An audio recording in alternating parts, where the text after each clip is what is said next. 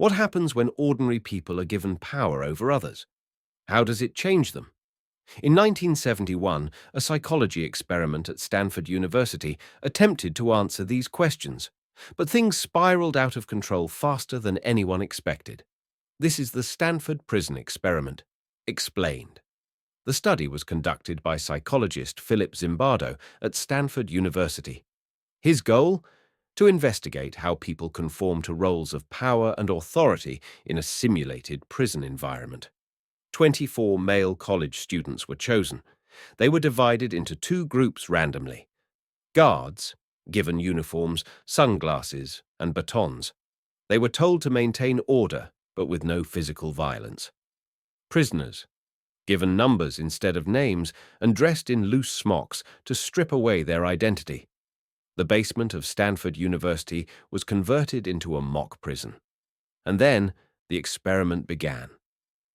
At first, the guards and prisoners hesitated. They were just college students playing a role, or so they thought.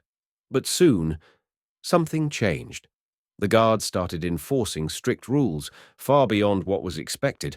They made prisoners do push-ups as punishment, forced them to stand for hours, and even humiliated them. What began as role-playing turned into real power and real suffering. The prisoners, they started breaking down. Some tried to resist, but most became passive, hopeless, and obedient. By day 2, one prisoner had a severe emotional breakdown, screaming, crying, and begging to leave. He was removed from the study. Yet, despite these warning signs, the experiment continued. Zimbardo, the lead researcher, was no longer just observing. He had slipped into his role as prison superintendent and allowed the mistreatment to escalate. The psychological breakdown. As days passed, the abuse intensified. Guards denied prisoners food and bathroom access. They forced them to simulate sexual acts, stripping away their dignity. They didn't need physical violence. Psychological torment was enough. The shocking part. No one stopped it. Even Zimbardo, who was supposed to be the impartial scientist, had lost sight of reality. He didn't intervene. By day 6, less than halfway through the planned 2-week experiment, something finally changed. Zimbardo's girlfriend, psychologist Christina Maslach, visited the mock prison. She was horrified by what she saw. She confronted Zimbardo. "How can you let this happen?" For the first time, he stepped back and realized what he had created. And just like that, the experiment was shut down. The fallout. When the details of the experiment became public, the world was shocked. There were serious ethical concerns. The participants didn't truly consent to the psychological harm they endured. The extreme emotional distress was far worse than anticipated. No one intervened to stop the abuse when it got out of control.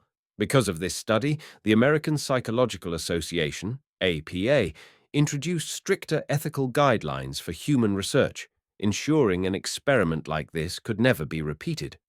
Zimbardo, however, defended his work. He argued that the experiment revealed a dark truth about human nature, that under the right conditions, ordinary people can become cruel and abusive. Decades later, the Stanford Prison Experiment is still studied in psychology and criminal justice. It highlights key psychological concepts: power and authority. People conform to roles faster than expected. De-individuation. When identity is stripped away, behavior changes drastically.